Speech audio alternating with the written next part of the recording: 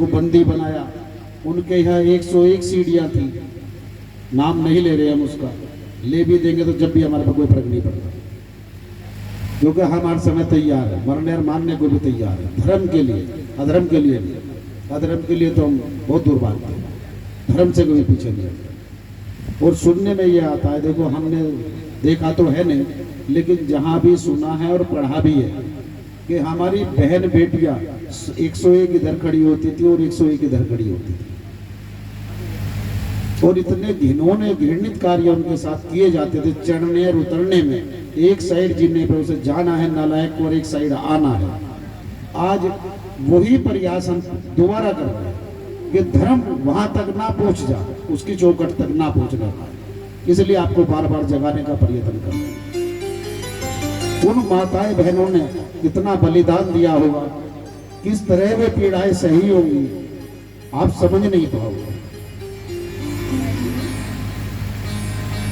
जिनके शरीर को नोच नोच के खाया जा रहा हो और दिन रात अपने धर्म को बचाने के लिए खड़ी है।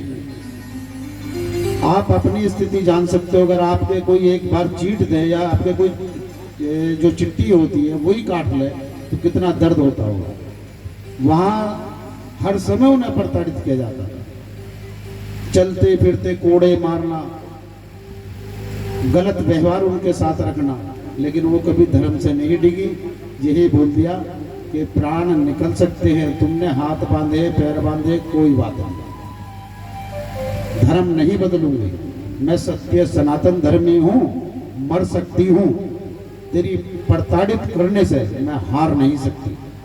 मैं शेर की बेटी हूं, शेरनी ही हूं, पिंजरे में आकर बंदगी हूं। बात एक अलग है, तू मेरे साथ क्या व्यवहार कर रहा है। एक बार मेरे हाथ खोल और पैर खोल के देख ले। झांसी की रानी भी यही थी, सदैव उन्होंने धर्म की रक्षा की और आज भी करती है। हर घर में जहां भी आप पहुंचोगे, पुरुष भगवान की ओर को नहीं चलेगा, भगवान की प्रार्थना नहीं करेगा भगवान से, लेकिन स्त्रियां सर्वप्रथम सुबह उठते ही तुम्हारे लिए खाना बनाना, परोसना, सब कुछ करना, बच्चों को स्कूल में भेजना है, उसके बाद गोविंद को भी तैयार करना है, गोपाल जी को भी, उनकी सेवा भी करनी, मंदिर में सफाई भी करनी, और सबसे पहले पूजा के लिए दौड़ के बनेगी। थाली में दीपक होगा, कहाँ जा रही हो, अभी आ रही हो 2 मिनट में, मैं एक बार आरती कर दूं, एक बार आरती कर दूं। क्या नहीं करती हो आप सब ऐसा?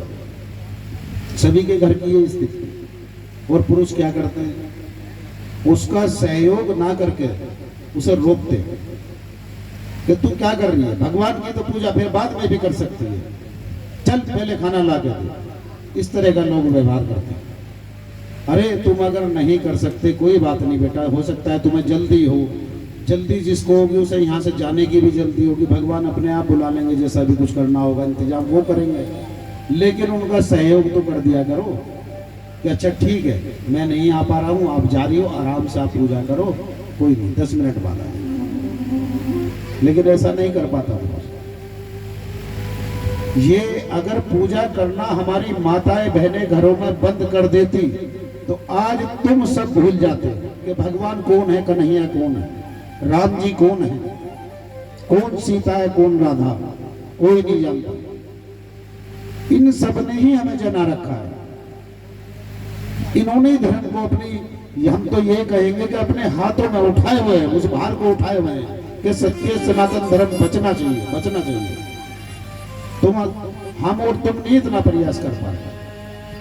जन्म देने के बाद जो माता अपने बच्चे को छोड़ दे कि जा समाज कल्याण के लिए, कभी उसके दिल से पूछ के देख क्या गुजरती होगी। सबको अपने बच्चे प्यारे, लेकिन वो परवाह नहीं करती। पता है मेरा नहीं है, भगवान का है, इसे आज भी जाना कल भी जाना है, कब क्या इसके साथ होगा कुछ नहीं कहा जा सकता, सब भगवान जाना। वो उसके लिए स्वतंत्र कर दे। परिवार पत्नियां जो पति को आजाद करती है कि जाओ आप समस्त संसार का कल्याण करो, हमारी परवाह छोड़ दो। कभी उसके सीने से पूछ के देखना या सोच के देखना, एक बार रात में नींद नहीं आने की कि इतनी आजादी दे दी है कि तुम जाओ संसार का कल्याण करो, मेरी परवाह छोड़ दो, बच्चों की चिंता ना करो, मैं हूं। अगर आप आजाद हो, ड्यूटी करने जा रहे हो, नौकरी कर रहे हो, धन कमा रहे हो, खेती कर रहे हो, सब इन्हीं के बल पे है, आप कुछ नहीं कर सकते। स्त्री अगर नहीं है तो पुरुष कुछ भी नहीं है।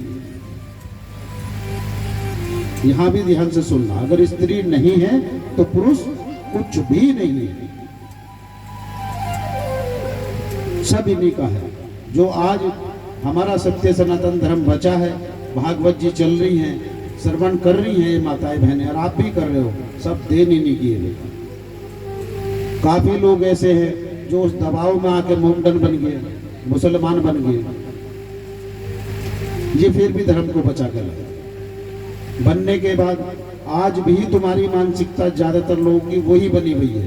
तुम एक माता के तिलक लगाओ, ये कभी आजमा के देखना बेटा, आप भी बैठे हो और ध्यान से सुनना इस बात को।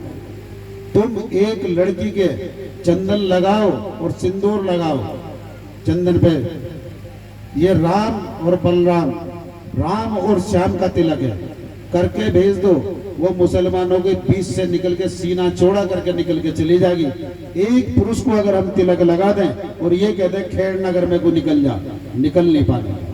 तिलक को पहले पूछ देगा कि इन्हें पता चल जाएगा मैं हिंदू हूं। बहादुर माताएं हैं या फिर पुरुष है कि माता चिंता नहीं कर रही, माता जा रही है मस्ती में झूमती हुई, कलावा बांध रखा है, तिलक लगा रखा है, उसे परवाह नहीं है कि तू ये देखेगा मैं हिंदू या मुसलमान हूं। देख कितनी बार देखेगा, वो अकेली झूमती जा रही है, तुम 10 नहीं निकल पाने के एक साथ। आज भी तुम उस मानसिकता के दबाव में हो, उन मुगलों के आज भी दबाव हो। तुम अपने धर्म के लिए घर से बाहर नहीं निकल सकते। इससे ज्यादा डरा हुआ व्यक्ति और कौन हो? इससे ज्यादा दहशत हो सकती है क्या कि भागवत जी चल रही हैं, भागवत जी हो रही हैं, भगवान की चर्चा चल रही, स्वयं भगवान विराजमान है, भागवत भगवान विराजमान है, और हम अपने घर तक से निकल कर नहीं जा पा रहे। कितने डरे हुए लोग हैं। जो दूसरी भाषा में ये भी बोल देंगे, जो नहीं आ पा रहे, तो इसका मतलब आप मोमडन हो, समर्थन कर रहे हो, अधर्म कर रहे हो, धर्म के विरुद्ध जा रहे हो, तो भी ठीक नहीं है। अगर थोड़ा भी धर्म बचा है, अंतर आत्मा तुम्हारी जगी है, सोई ना हो, अभी आत्मा हो, तो घर से बाहर निकल के पंडाल तक आके भागवत जी श्रवण करनी चाहिए। जितना दूर तुम जाओगे भगवान के लिए, उतना पास भगवान तुम्हारे आएंगे, और जितना पास सोचोगे उतना भगवान तुम्हारे दूर जाएंगे। सदैव सोच देख लेना, तुम चल के जाओगे तो ब्रह्म दौड़ के आएंगे, भगवान दौड़ के आएंगे, गोविंद दौड़े चले आएंगे। और तुम चाहो कि भगवान यहां तक आए, मैं ना चलूं, संभव नहीं है, संभव नहीं है। वो बहुत दूर चले जाएंगे। दूर तक जाना चाहिए सुनने के लिए भागवत की। रहा ये कई बार ऐसा भी हो जाए, हमें पता नहीं था, 4 दिन बाद हमें पता चला महाराज जी हम आए। अच्छी बात है बेटा, तुम्हें आज पता चला और तुम आज आए, बहुत अच्छी बात। लेकिन जिन्हें पता है कि पहले मुझे ये काम है, पहले मुझे वो काम है, अरे जीवन बीत गया तेरा काम करते करते, इस काम में तुमने पा क्या लिया हमें ये और बता दो। 2 रोटी खाते हो, वही वस्त्र पहनते हो, इससे ज्यादा कुछ और लपेट के चलते हो, तो उस चीज को बताओ। मकान है, मकान दिन रात तुम बना रहे हो, बनने चाहिए, अच्छी बात है, लेकिन लेटना तुम्हें कितने में? वही एक कमरा, पूरा परिवार वहीं समाना। 20 कमरे हो तुम्हारे घर में, 4 व्यक्ति हो, ज्यादा से ज्यादा क्या करोगे? 4 कमरे घेर लोगे। लेकिन तुम्हारी हाइट कितनी है, कितने में तुम्हारा काम चल सकता है? ये भागवत जी बोल रही, ना के व्यास जी बोल रहे हैं। और व्यास जी वही बोल रहे हैं जो भागवत जी बता रहे। भगवान ने साफ साफ कहा है, अगर सर के नीचे हाथ लगाने से तेरा काम चलता हो, तकिए की आवश्यकता नहीं है। सर के नीचे हाथ लगाओ, जितने लोग तकिया लगावे सभी को ज्यादातर सर में दर्द होगा। उसे क्या बोलते हैं? एक नई डॉक्टरों ने बीमारी का नाम दे दिया है, क्या बोलते हैं? कुछ ऐसे दर्द का नाम दिया है, हमने ध्यान सही कर रहा है, पर एक नया नाम दे दिया, उसका नाम सुनते ही डर जाते हैं। और तुम जितनी माताएं बहनें या पुरुष बैठे हो, बेटा कल से क्या आज से ही तकिया लगाना बंद कर देना। अगर वो दर्द आपको हो तो बता देना। भगवान बोलते हैं कि तेरी सुविधा के अंदर मैं नहीं हूँ, जहाँ तू सुविधा में फंसेगा मैं दूर खड़ा हो जाऊंगा। और जहाँ तुझे असुविधा लगेगी कि यहाँ सुविधा नहीं है, वहाँ मैं हूँ। और जहाँ मैं हूँ वहाँ सब सुविधा ही सुविधा है, वहाँ सब कुछ ठीक कर दूंगा। आप तकिया लगाना छोड़ दो, सर में दर्द बंद हो जाए। तकिए को कई बार ऐसा भी हो, कमर में दर्द रहता है, पीठ में, जो रीढ़ की हड्डी इसमें दर्द रहता है, उन व्यक्तियों को अक्सर पैर के नीचे तकिया लगाना चाहिए। पैर ऊंचे करके तब सो। ये जो बाय है, गठिया बाय, बहुत सारी बीमारियां ऐसी है जो आपको हो रही है। पहले चारपाई पे सोते थे, कुछ भी दिक्कत नहीं थी, पैर ऊपर है, सर भी ऊपर है, ब्लड अपनी जगह सही आता था, और सुबह उठे तो वो भी सर्कुलेट सही करता था।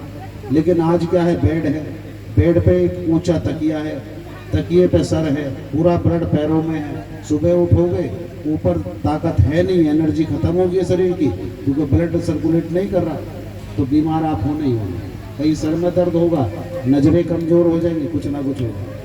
चारपाई पे आप देखते थे कि पैर ऊपर रहते थे, पीठ बीच में नीचे और सर भी ऊपर, तो ब्लड आपका सारा यहाँ होता था, जहाँ लीवर बोल दिया जाए, गुर्दा। आजकल गुर्दे बहुत फेल हो रहे हैं, हार्ट अटैक हो रहे हैं, उसका रीजन यही है।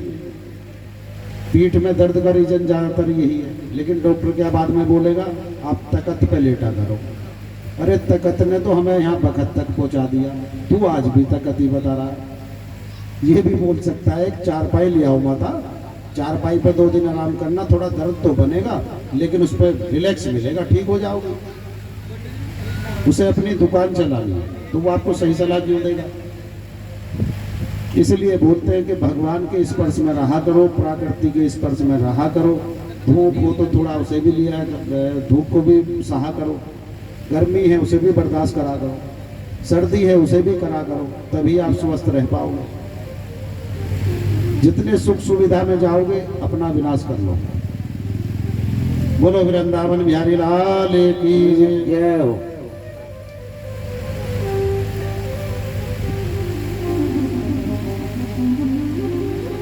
और भागवत जी सर्वप्रथम ज्ञान और वैराग्य ने सुनी थी। यहाँ मृत्यु लोक में जो सुनाई गई थी, केदार खंड में सर्वप्रथम ज्ञान और वैराग्य को सुनाई गई थी।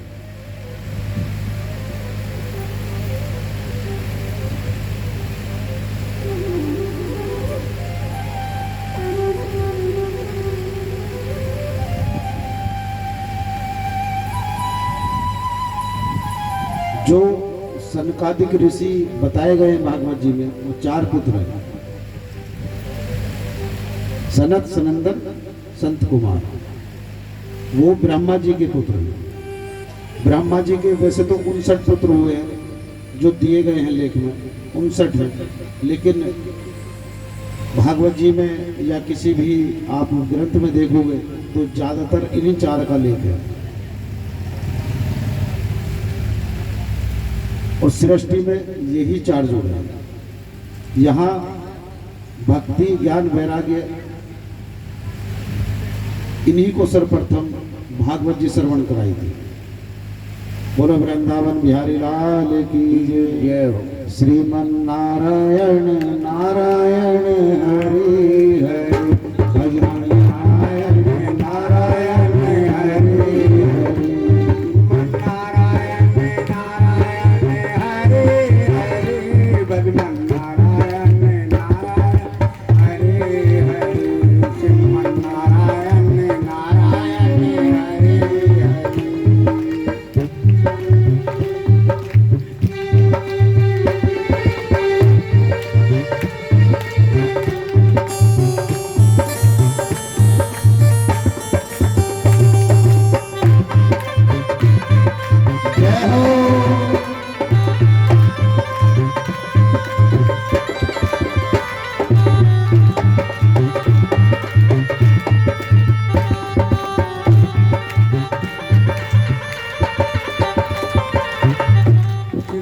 नारायण नारायण हरे हरे नारायण नारायण हरे नारायण नारायण हरे हरे नारायण नारायण हरे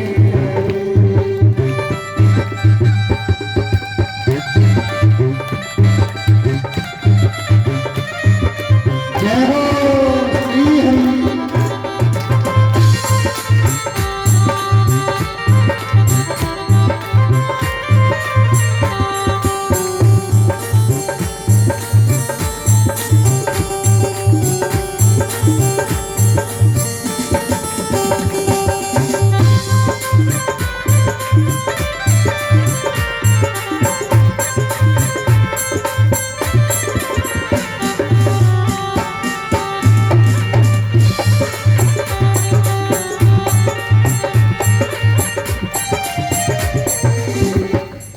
और इसके बाद सुखदेव जी ने राजा परीक्षित को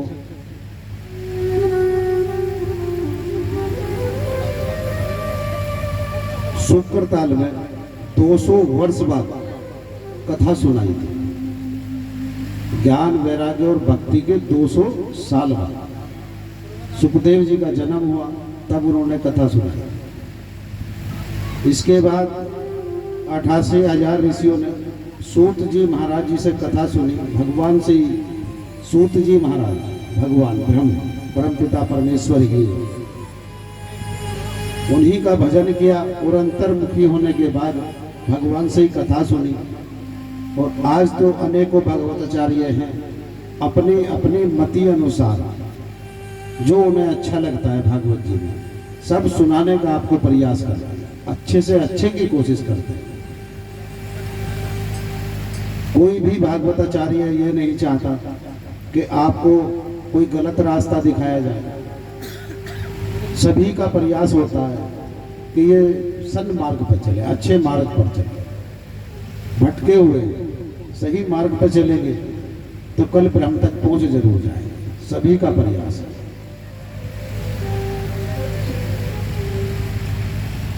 और राजा परीक्षित जी का आप जानते ही हो, जिला मेरठ हमारा ऐसा ही नहीं है, छोटी मोटी हस्तियों का नहीं है।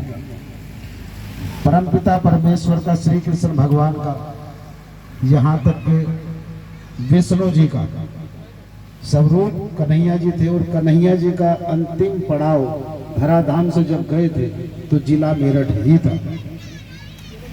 और जिला मेरठ के वासी जहां अंतिम चरण में परमपिता परमेश्वर रहे हो, वही भक्ति उन्माद नहीं कर पाते। ये बड़ी विडंबना की बात है। आप वृंदावन जाओ, जहां जन्म लिया है, जन्मे हैं, लीलाएं की हैं, वहां भक्ति उन्माद करती है। आप जिधर से भी निकलोगे, चाहे साइकिल वाला हो, रिक्शा वाला हो, या आप भीड़ में हो, बस यही बोलेगा राधे राधे राधे राधे, ए भैया राधे राधे, ए भैया थोड़ा राधे राधे राधे राधे। कभी ये नहीं बोलेगा साइड हट, ए रास्ता दे, कभी नहीं बोलेगा। बस यही बोलेगा भैया राधे राधे, भैया राधे राधे। वो हर समय ये चाहते हैं कि हम राधे और कृष्णा को कभी भूल न जाए, सदैव उनका गुणगान करते हैं। जी रास्ते में चले या खाना बना रहे हो, घर में हो, बच्चे सुबह उठते ही आपस में राधे राधे जी राधे राधे जी जरूर करेंगे, चरण स्पर्श करेंगे। और जिला मेरठ के बच्चों को आप देख ही रहे हो, वो खुद अपने चरण स्पर्श कराने को तैयार है माता पिताओं से, कि सुबह ये उठें और उठने के बाद हमारे रूम तक पहुँचे, हमें जगाने से पहले चरण में, जो हमारे चरण हैं उनमें अपना माथा टेक दें और तब पैर हिलाकर बोले बेटा उठ जा, बेटी उठ जा। ये जिला मेरठ का हाल है। वही मानसिकता लोगों में बनी हुई है। इसे बोला जाता है राक्षसों का खेड़ा। जब कोई राक्षसों का खेड़ा बोलता है, जो मेरठ की ओर का संत है जिला मेरठ का, ना जानता हो, अज्ञानी हो तो हम कुछ कह नहीं सकते, लेकिन जानकार जो होगा उन्हें बड़ा कष्ट होता है। हमारे से ही कोई अगर ये बोल रहे बाहर जाने के बाद, महाराज जी कहाँ के हो आप, पूछते भी हैं, एड्रेस भी देना पड़ता है, तो हम यही बोलते हैं जिला मेरठ के हैं। अच्छा, अरे वो राक्षसों का खेड़ा, तो हम उनके चेहरे की ओर मुलाकाते हैं और बड़े दीनता से देखते हैं। उन्हें लगता है कि हमने बता दिया कि इन्हें राक्षसों के खेड़े के हैं ना, तो शायद इसलिए चेहरा इनका ऐसा हो गया होगा। हम उनकी ओर बड़ी दयालुता से देखते हैं और जब 2-4 बार वो हमें बोल दें, अरे महाराज जी उस जिला मेरठ के जो राक्षसों का खेड़ा है, तब बोलते हैं भैया तुम्हें शायद ज्ञान नहीं, तुम जानते नहीं, भागवत जी आपने कभी श्रवण नहीं की, पढ़ी नहीं, अध्ययन नहीं किया कभी भागवत जी का, इसलिए आपको ज्ञान नहीं। भगवान के आप संपर्क में नहीं रहे कभी, तो आप तरह तरह के खेड़े बता रहे हो। जिस जिला मेरठ को आप राक्षसों का खेड़ा कह रहे हो, मेरे गोविंद के सीना चौड़ा करके बोलते हैं उस समय ये महाराज कि सुन महाराज, मेरे गोविंद का अंतिम पड़ाव जब धराधाम से गए हैं तो जिला मेरठ को ही आशीर्वाद दे के गए हैं और उसी को वरदान दिया है। अगर पूछते हैं कैसे दिया है, बताते हैं, उसे फिर परिचय भी देते हैं कि राजा परीक्षित कौन थे जानते हो? कहां के थे? पहले तो ये बताओ कि आप परीक्षित जी के बारे में जानते हो? महाराज जी नहीं जानते, तो जान लो कौन थे। श्री कृष्ण भगवान के परपुत्र थे और जिन्होंने अपना वंशज ही जिला मेरठ को दे दिया हो, इससे ज्यादा आशीर्वाद और वरदान या कृपा क्या कर सकते हैं गोविंद के? देख में जाने के बाद भी इस जिला मेरठ को खुद को समर्पण करके जा रहा हूं। इसके लिए एक बात और आपसे बोलने आ रहा। एक बार एक व्यक्ति की शादी हुई, शरीर से पहलवान था, ये कथा में ही कथा बता रहे हैं आपको समझ आने के लिए। शरीर से पहलवान था, जब भी अपने खेत में जाया करता था तो मेड़ पे खड़ा एक पेड़ था, उसकी डाली को पकड़ के नीचे मिला दिया करता था, ताकतवर था।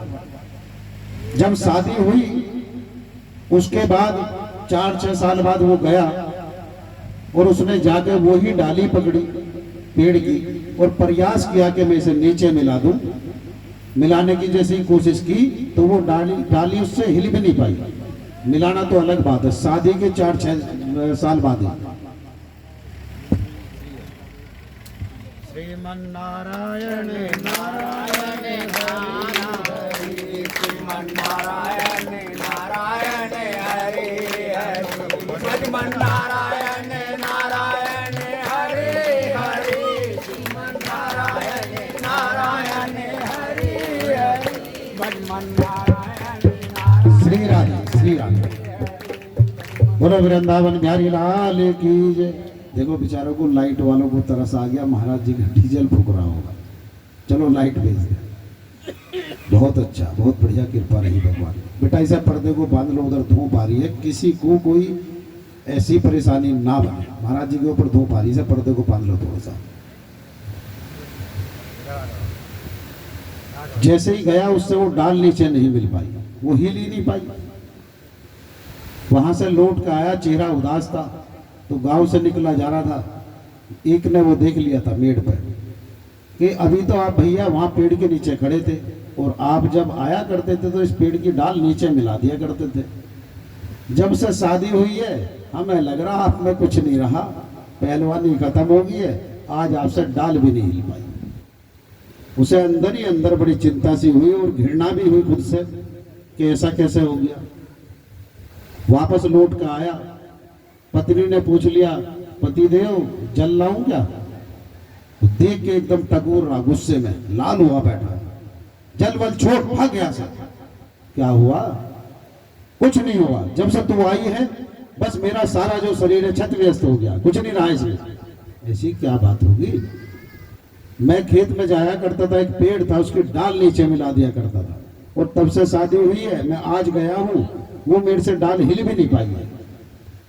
तुमने सब बर्बाद कर दिया मेरा शरीर।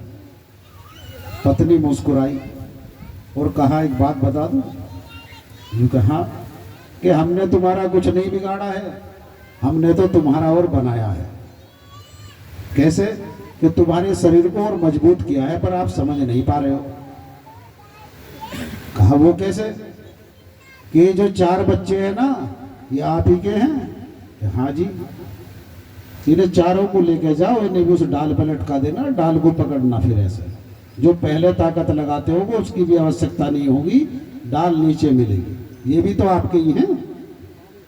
आपको लग रहा है आपका शरीर कहीं और चला गया, ये बढ़ा है, घटा नहीं है। इसलिए बोलते कि जब गोविंद धराधाम से गए हैं और परीक्षित जी को छोड़ के गए हैं, बढ़ा के गए हैं, घटा के नहीं गए हैं। अपना वंश चला के गए, छोड़ के गए हैं। मामा भांजों में कोई ज्यादा फर्क नहीं होता कि आप समझो ब्लड एक ही है और दूसरे उसमें बता दें। अर्जुन जी कृष्ण जी के अनंत भक्त थे, उनसे बड़ा कोई मृत्यु लोक में भक्त नहीं हो सकता, जिससे भगवान से जो संवाद करता हो और भगवान उसके उत्तर भी देते हो, उससे बड़ा भक्त नहीं हो सकता। हम सब भक्ति का प्रयास कर सकते हैं, लेकिन अर्जुन नहीं बन सकते, राधा नहीं बन सकते, मीरा नहीं बन सकते। प्रयास कर सकते हैं, हम प्रयास भी करना नहीं चाहते। अपने मेरठ की बुराई सुनने में बड़े आनंद मगन हो जाए। अगर कोई बोल दे राक्षसों खेड़ा तो सीना ऐसा चौड़ा कर लेंगे, इसने पता नहीं हमें कौन से रसगुल्लों की प्लेट दे दी है, जिसे खाते मन गदगद हो गया और प्रफुल्लित हो गया। ये नहीं समझ पाते कि तुम्हारे सामने खड़े हैं, तुम्हारे घर की बुराई कर रहे हैं, तुम्हारी बुराई कर रहे हैं, उस पर तुम इतने हर्षित हो, इतने खुश हो। तभी उत्तर देना चाहिए कि सुन मेरठ के बारे में। मंदोदरी कौन थी? रावण की पत्नी थी। कहां की थी? जिला मेरठ की। अरे हमारे यहां ऐसी ऐसी वीर बेटियों ने जन्म लिया है कि जो आज रामचरितमानस में भी है और भागवत जी में भी जिला मेरठ का नाम आता है। तुम कैसे बता रहे हो हमारा राक्षस? हाँ, थोड़ा ये हो सकता है कि मति मारी जा रही है, कलयुग का प्रभाव हो सकता है, या हम संस्कार नहीं दे पा रहे आजकल बच्चों को, ये भी हो सकता है। कमी किसी और की नहीं, हम अपनी ही मानते हैं, उन्हें बता नहीं पाते। ये रहा किला परीक्षित। किले में जाओ, आज भी परीक्षित जी का महल है, लेकिन वहां कोई पहुंच ही नहीं पाता, क्योंकि आवश्यकता नहीं है। वो घर में बैठ के ही इतना वो बड़ा बन रहा है कि मैं सत्य सनातन धर्म में मेरे से बड़ा कोई हिंदू है ही नहीं। अरे हम बोल रहे जो घर में बैठे वो चंद्र बिंदु हैं, वो हिंदू नहीं है। हिंदू तुझे अगर दिखाना है तो सीना चौड़ा करके भागवत जी में आओ, रामचरितमानस में जाओ, कहो और फिर गर्व से कहो कि हम हिंदू हैं, सत्य सनातन धर्मी है। आज एक माउंटेन का तुम्हारे घर पहुंचेगा, तुम्हारे मोहल्ले में घुस जाएगा, वही आके यहाँ अगर ये बोल दे कि ये भागवत जी बस ऐसे ही हैं सब, एक ही शब्द बोलना बस उसे, क्या आप नहीं जानते क्या महाराजों को, देखो वो ऐसे ऐसे हो रहे थे, यही शब्द बोलना। 10 क्या 50 हिंदू उसके पीछे हो गए। ये नहीं समझने के कि जो बोल रहा है ये हमारे धर्म का नहीं है, ये धर्म के विरुद्ध है, और तुम एक मोमडन को उसके बारे में बोलकर धर्म से रोक के दिखा देना, एक को भी। यहां कायर बन चुके हैं और इसी कायरता का वो फायदा उठाते हैं। हमारी बहन बेटियां आज उधर को ललायत हैं, उनकी बहन बेटियां इधर को ललायत नहीं है, क्योंकि धर्म मजबूत है। धर्म कब मजबूत होगा? जब पड़ोसी तुम्हारे बच्चों की आगे अगर ये बोल रहा हो कि इसने ये गलती कर दी है बहन, और तुम स्वीकार लो कि हाँ कर दी होगी, नहीं भी की होगी तो परेशान ना हो, मैं पूछूंगी जरूर क्या किया इसने। जैसे ही बच्चे से पूछोगे बस इतना बोल सकता है, नहीं ये झूठ बोल रही थी। अच्छा, अगर झूठ भी बोल रही थी तो बेटा आगे ध्यान रखना, ये बोल के छोड़ देना चाहिए, लेकिन उसका विरोध नहीं करना चाहिए कि तू आई है, तेरे बच्चे नहीं है, हमारे बच्चों पे उंगली उठा रही है, अपने को देख। अरे तुम इतनी बात कहने के बाद सब कुछ अधर्मी कर रहे हो, एक शब्द में तुम्हारा धर्म बन रहा है, बस ये बोल दो हाँ हो सकता है इसने कुछ कह दिया होगा, लो मैं डांट दूंगी। आप चाहो आप डांट दो, बच्चे के मन में खौफ होगा, डरेगा कि ये पूरी कॉलोनी वाले सब एक हैं, ये मेरे माँ बाप से जाके बोल देंगे, अगर मैं कुछ कल मेरे से गलती होगी सब जाके बता देंगे, एक दूसरे से बता देंगे, घर तक खबर पहुंचेगी, माता पिता डांटेंगे। इससे बेहतर है कि मैं गलती ना करूं। लेकिन आज तुम बढ़ावा खुद दे रहे हो, किसी से जरा सी ईर्षा होगी, बच्चों को पहले बोलते हो इसके घर मत जाना, इससे हमारी लड़ाई होगी। बच्चों को पता है कल को अंकल अगर रास्ते में मिल गया, पता है इससे लड़ाई होगी। हमारे माता पिता नहीं बोलते, सारी गलतियां उसके सामने करेंगे, वो चाहे आपसे जितना भी लड़ा हो, पर खड़ा होकर देखता हुआ परेशान जरूर अंदर से होगा। ये फलाने के बच्चे हैं, गलत कार्य कर रहे हैं और मैं इन्हें रोक नहीं पा रहा हूँ, घर जाऊंगा बोल दूंगा तो इसके माता पिता और उल्टा मुझे डांट देंगे। वो डरे हुए हैं। समाज ऐसा मजबूत नहीं होगा। समाज को स्वच्छ अगर करना है तो खुद के मन को पहले स्वच्छ करना होगा, बर्दाश्त करना